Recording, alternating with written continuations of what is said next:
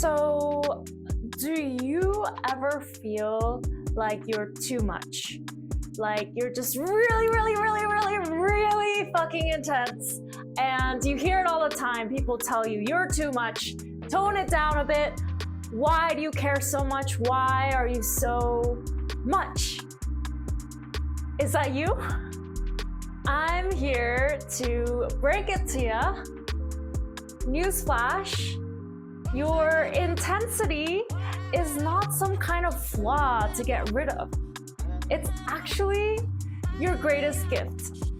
And I'm gonna tell you why. Hi there. My name is Yeren Kwan. I use they, them pronouns. And this is Snakeskin.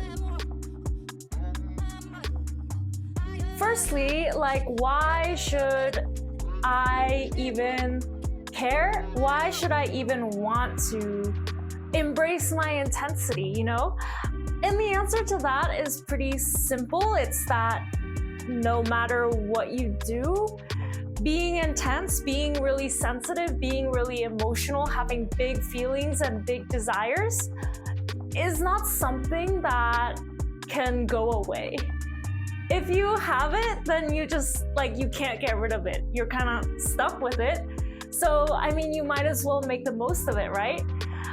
I have definitely tried to get rid of my intensity, and I'm sure maybe you have too. You know, we do all kinds of things. We drink, we smoke, we consume other substances, do reckless things, scrolling. I'm known to read an entire book in one sitting or binge watch episodes and episodes of Glee, the TV show, while eating an entire pizza. So that's one of the things that I like to do when it's feeling like it's a little bit too much. And it's this too muchness you can't get rid of it. It always comes back in some other shape or form. No matter how many times you smoke a cigarette or scroll on social media, you're always gonna end up in a place where you do something that ends you up in a place that feels like rejection, like you were too much again. So, end of the line, your intensity is an essential part of you. You can't get rid of it. And what if it wasn't something that you actually needed to get rid of or to fix or to change or to be any different than it is? What if you just changed how you relate to your intensity? Instead of pushing it away, you kind of looked at it a different way and kind of saw it as something precious, something amazing, something incredible, something that makes you, you. So in order to help you do that, in order to help you embrace your intensity, or perhaps just relate to your intensity in a different way, perhaps a more empowering way, you need an outlet to channel your intensity in a way that is productive instead of destructive.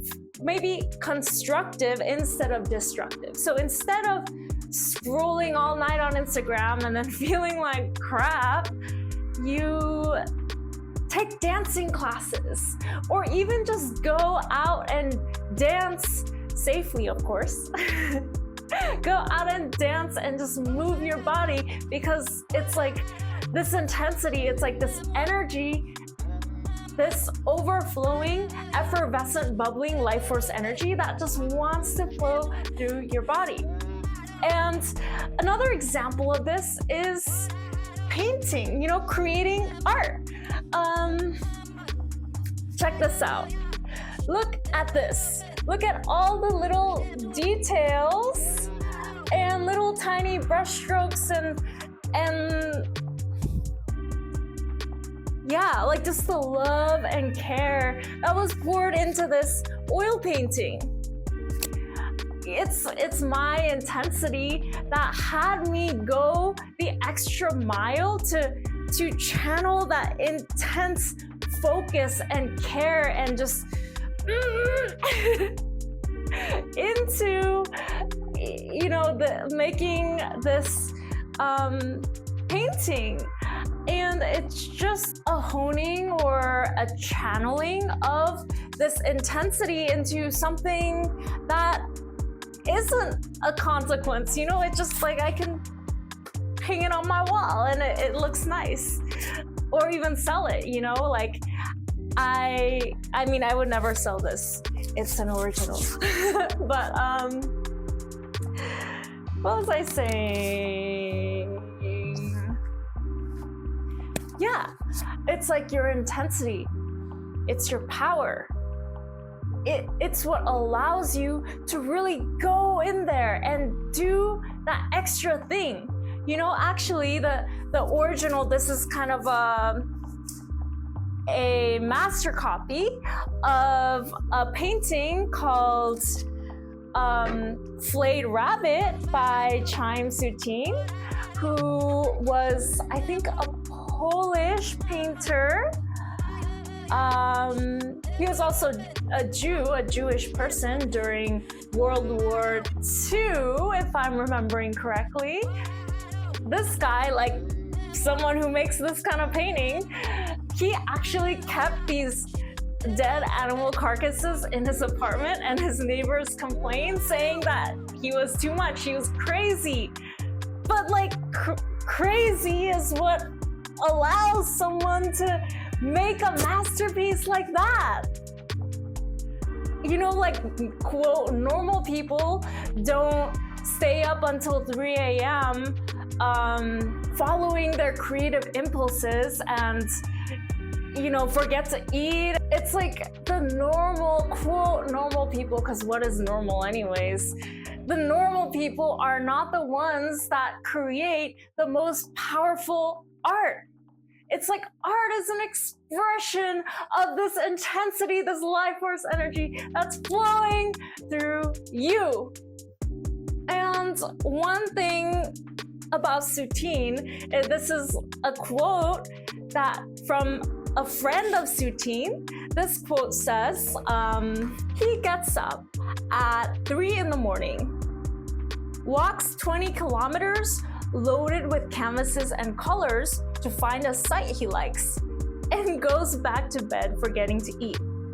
But he unfastens his canvas and, having spread it on the one from the day before, he falls asleep next to it. Sound familiar at all? I mean, that's a big mood, you know, like, and he wasn't accepted. He probably faced the same kinds of shit that you and I do, like people telling you, like, why are you so much? You're too much, tone it down, you're too intense, blah, blah, blah, blah, blah, blah, blah. Not to say that it's invalid of you to feel a type of way about your intensity or your sensitivity, that, you know, it's not something you like about yourself. You know, I've spent years and years hating myself, beating myself up for being the way that I was. You know, I've been in psych wards, I've been in those vicious critical cycles of beating myself up, of tearing myself apart for not being calm enough, not being good enough, not being picture perfect Korean daughter enough. You know, just in these cycles, fighting myself, beating myself up for not being normal. But now it's incredible. Like, I actually view my intensity as a superpower. It's what gives me the creative juice to do the things that I love to do, and nothing makes me feel more alive when I am tapped into my intensity and just embracing it and just, you know, flowing with it. You know, it's like what that Audre Lorde quote, she says something about the power of the erotic and that feeling of eroticism, not necessarily like sex, but just that desire for life, that feeling of like aliveness. And that aliveness is what you're here to embody and to cultivate and to share into the world. Not, you know, mold yourself into a box that doesn't fit you just to please your parents or the people around you or society or culture in general, you know? This intensity, this love for life, it's what allows me to feel so deeply, including the intensity of the grief or the rage or the frustration, you know, the parts of your intensity that may not be as likable or digestible as the creative passion or whatever, because it's all part of the same spectrum, you know, light and dark. Learning to love yourself and your intensity, especially the parts of your intensity that you would maybe rather not have or that other people around you were not able to be accepting of. It's that self-love that is absolutely transformative. You can't change something that makes you you, but you can learn how to relate to it in a way that is empowering, and it feeds you, it makes you come alive instead of the opposite, you know, like ending up in a psych ward or binge XYZ, you know, that stuff that happens, and it's a part of our journeys, and it's a part of our learning and living and growing experiences.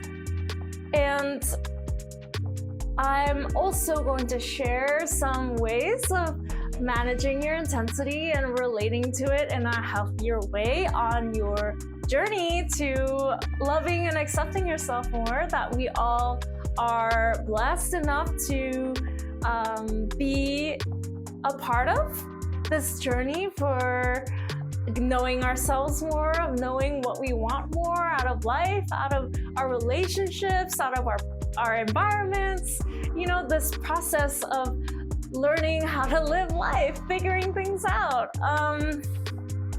So instead of fighting your intensity, like I mentioned earlier, you kind of want to channel it into outlets and kind of make sure that energy is moving through your body, moving out, whether that's through speaking, moving your body, creating something, writing something, just getting it out, letting it flow through so more energy can keep flowing. It's like a river that is supposed to be flowing all the time and not blocked up and getting all stagnant and clogged up. So for periods of high intensity that just feel really almost overwhelming, or you just feel like you're gonna spin out and like freak out and do something really impulsive that just is not going to end up feeling good, I recommend high intensity outlets such as strength training. Of course, I learn the form and make sure you have someone to guide you so you don't hurt yourself. But strength training is an awesome way to just let it out. Another good one is going out dancing. That way you can also hopefully meet people who are like you and will be accepting of you. You just want to make sure not to go too overboard with refreshments, I guess. Just make sure that you're aware of your surroundings and you are safe. So safety is really important too, right? And singing, just the act of using your vocal cords, it's a way of channeling energy, you know, as our bodies, they're devices made out of flesh and blood that have these inbuilt mechanisms that help you to continue living. Your body, you know, it knows what to do. You've heard this before. Singing, like, you know, just like letting it out. And actually also screaming, really, if you're feeling that like intensity just bubbling up and just making a lot of pressure inside you, you know, scream it out, especially if you have a safe and safe place to do so that will not engender any unwanted consequences. And another good high intensity outlet is just saying whatever the fuck you want to say. Like, it might be difficult at first, especially if you're kind of used to judging yourself for feeling the way that you do. But, you know, for example, if someone bumps into me on the street, you know, no harm to them, but I allow myself to just be like, watch where the fuck you're fucking going, you stupid motherfucker. You know, like, just letting myself feel what I'm feeling and just, you know, instead of being like, it's fine, which usually doesn't end up turning out so great, right?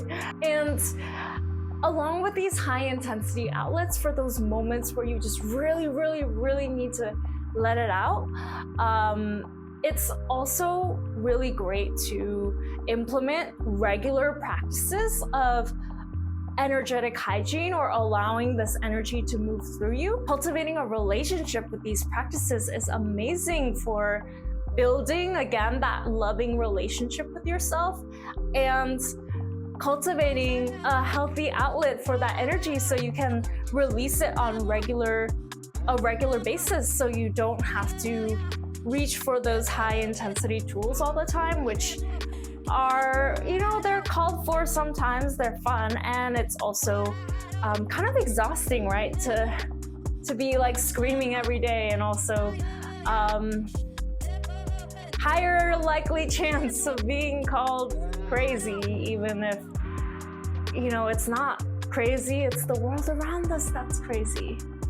Anyways, writing and journaling is a great way to process your emotions. You know, just letting yourself speak, letting yourself have a voice, and having a container where you're able to really be honest about how you're feeling, even if at least just to yourself. It's so healing to have that space where you can just be honest about yourself and how you feel and what's going on in your life, even if it's just yourself. Painting, drawing, yoga, breathwork, meditation, these practices are really essential, in my opinion, for people like you and me who feel deeply and have a lot of energy moving through you. It's essential to have a relationship with a practice that gives you a container to sit with your emotions and sit with your body and just process. Take time to process what's going on in your life and what's moving through you. So I hope that this helps you, and know that you are amazing. Your intensity, your craziness, your too muchness is what makes you so special. And I really mean that. And it's just true. It's just true, and you'll see, you'll look back and see how much you deserve love. You know, if you relate, let me know in the comments. What was the last amazing thing that your intensity helped you create? So thanks for watching. If you liked it and want to see more videos, like, comment, subscribe, all that jazz, and I'll see you next time.